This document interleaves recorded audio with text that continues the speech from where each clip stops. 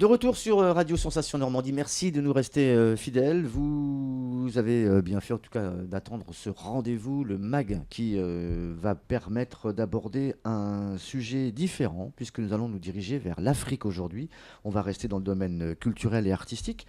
C'est la semaine du cinéma africain qui s'ouvre dans quelques jours sur Bernay, un événement attendu par beaucoup d'entre nous, avec notamment l'association Bernay Burkina Faso, que nous recevons d'une part, mais pas que, sur notre plateau, en présence de Jacqueline Hautesser, sa présidente. Jacqueline, bonjour. Bonjour. Et Marie-Claude Hugon, sa secrétaire, mais pas que. Bonjour. On a eu l'occasion de vous recevoir toutes les deux à diverses occasions, notamment sur les derniers forums des associations, où on a parlé bien sûr du cinéma africain, mais pas que.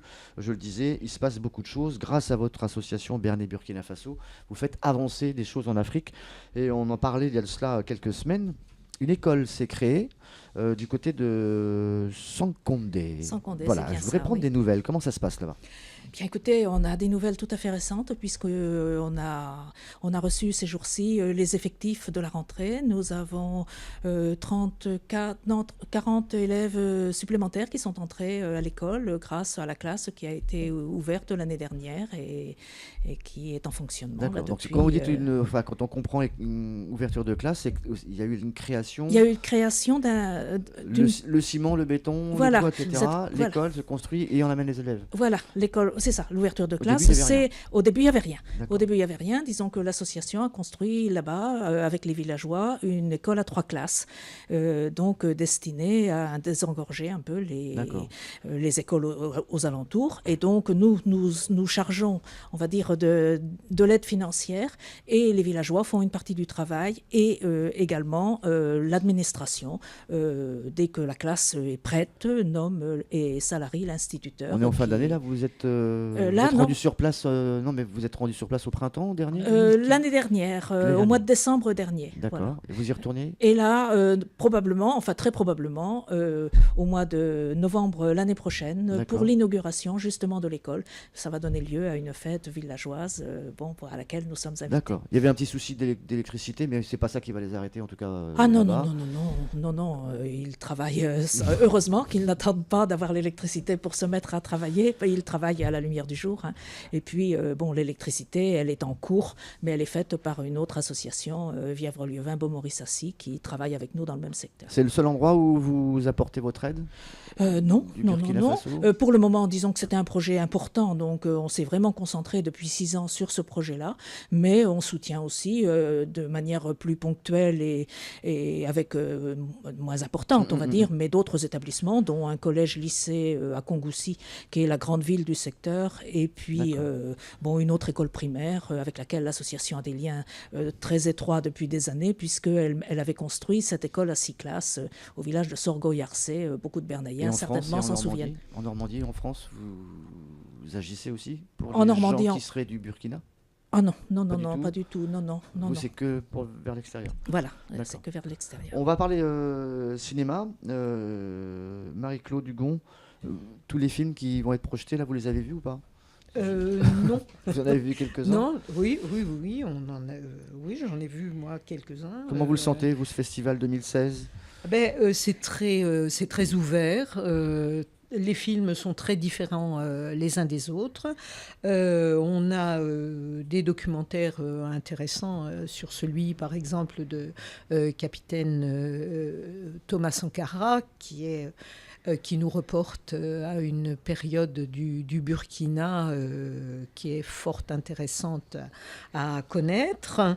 Et puis, il y a des choses plus légères comme Kinshasa Symphony, qui est un film musical.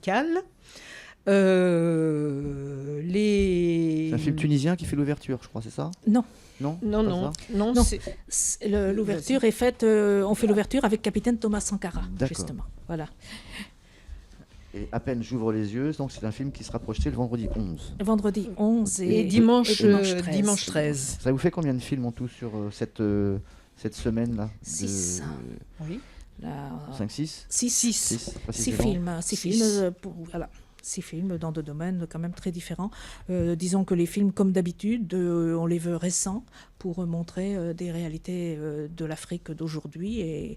Et donc, ce sont des films qui sont, pour la plupart, de 2014, D'accord. 2015. Comment ça se passe pour vous les recevez? Vous avez une demande, les gens maintenant vous connaissent, on voit leurs œuvres en espérant être sélectionnés ici à Bernay? Alors, c'est pas exactement comme ça que ça se passe. Disons que nous faisons notre propre recherche avec les films et les contacts qu'on peut avoir les uns ou les autres, mais nous sommes aussi surtout en partenariat avec le festival rouennais Regard sur le cinéma du monde, dont le responsable, Monsieur Camille Jouer, nous soutient depuis, je sais pas, une quinzaine d'années maintenant au moins, et donc et la plupart du temps notre intermédiaire avec les distributeurs. D'accord. C'est un festival comme... C'est pas un festival comme les autres. Vous n'êtes pas là pour primer forcément des films? Non. Non. On n'est pas là pour primer des films, on est là surtout pour les faire voir, pour apporter à Bernay un cinéma un peu différent, avec des films qui sont peu diffusés et pour lesquels il y a un public à Bernay. Mais bien évidemment, les salles habituelles ne le programment pas forcément. Donc... Vous, c'est au Rex, hein, c'est ça, Oui, Est-ce que ça sort des frontières de Bernay ou pas du tout, le festival? Pour une projection dans une école Non, pour le moment, non. Ça demande quand même un peu d'équipement technique. C'est concis, on ne pourrait pas le faire plus étalé. Voilà, et c'est pour ça qu'on le fait. On veut quand même le faire dans une salle de cinéma. On ne veut pas le faire dans des conditions qui seraient dégradantes, on va dire, pour les films qui sont proposés. Donc, on veut quand même les donner à voir. On a eu parfois des films très, très beaux, vraiment, avec des images superbes, et les donner à voir dans des conditions qui ne sont pas correctes, ça ne nous paraît pas non plus satisfaisant. On veut montrer aussi, surtout quand ce sont des réalisateurs africains. Acteurs-réalisateurs, ils seront là justement, quelques-uns? Alors, nous aurons un réalisateur qui sera là, le réalisateur de Farafinko, qui est un documentaire qui se passe au Burkina Faso. On a 3 films du Burkina Faso cette année, un pour les scolaires et 2 pour le tout public. Et là, donc, Farafinko est un documentaire qui a été filmé à Bobo-Dioulasso, qui est la 2e grande ville du Burkina Faso, et dans laquelle le réalisateur a installé ses caméras dans la cour d'une maison et a suivi véritablement une famille pendant un an. Et bon, enfin, quand on dit la cour, il faut comprendre, c'est un mini-village, la cour. Il y a un film tourné en Éthiopie, c'est-à-dire qu'on peut tourner encore dans les endroits qui sont plus ou moins en conflit, en guerre. Des cinéastes arrivent quand même à sortir quelque chose. Surtout s'ils sont du pays, hein, c'est plus facile. Bon, et je pense qu'il y a des pays qui auraient beaucoup de mal actuellement et qui ont d'autres priorités que de faire du cinéma. Mais bon, c'est vrai aussi que nous sommes à l'origine. Enfin, quand le festival s'est créé, il y avait beaucoup de cinéastes africains et notamment il y a à Ouagadougou un festival du cinéma panafricain qui a lieu tous les 2 ans à Ouagadougou. Disons que Ouagadougou, donc la capitale du Burkina Faso, a fait un gros effort depuis des années pour promouvoir le cinéma africain et dans ce cadre-là, bon, peut-être que Marie-Claude pourrait en dire plus que moi, mais des réalisateurs africains sont venus bien souvent à Bernay. Bon, maintenant, il y a peu de réalisateurs burkinabés, donc on a élargi un peu la palette en prenant des films africains, mais d'autres pays, évidemment. Vous étiez là au départ, Marie-Claude? Comment ce festival, c'est sa 23e année? Oui, au départ du festival, mais au départ de l'association. L'association est née et ensuite le festival après. Oui.